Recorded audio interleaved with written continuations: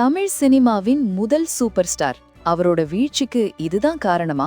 தொடர்ந்து 3 வருஷம் ஒரு படம் ஓடின ரெக்கார்ட் இவருக்கு உண்டு. ஆனா சிறைக்கு பின்னாடி இவரோட நிலைமை என்னாச்சு தெரியுமா? ஃபுல் டீடைல்ஸ் கேளுங்க.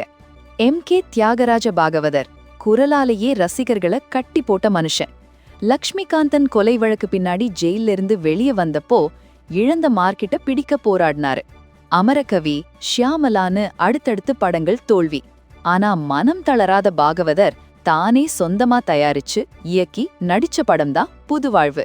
1957 மார்ச் மாசம் ரிலீஸ் ஆன இந்த படத்துல 18 பாட்டுங்க. ஆனா கதை என்னவோ அவரோட பழைய ஹிட் ஹரிதாஸ் படத்தோட சாயல்லையே இருந்ததுதான் பெரிய மைனஸ். அப்போ இருக்கிற தியேட்டர்கள்ல பாகவதரோட குரலை கேட்க கூட்டம் அலைமோதும். ஆனா இந்த முறை படம் எதிர்பார்த்த வெற்றியை தரல. படத்துல பாரதியாரோட சுட்டும் விழி சுடர்தான் கண்ணம்மா பாட்ட பாகவதர் பாடினப்போ தியேட்டரே மெய்மறந்து போச்சு. ஆனா இயக்குனரா அவருக்கு அனுபவம் இல்லாதது பெரிய தடையா இருந்துச்சு.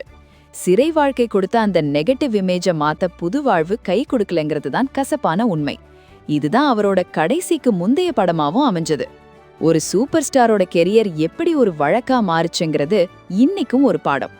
அன்னைக்கு பாகவதர் மாதிரி மாஸ் ஹீரோக்கள் யாருடைய கம்பேக் உங்களுக்கு ரொம்ப பிடிக்கும்? கமெண்ட்ல சொல்லுங்க.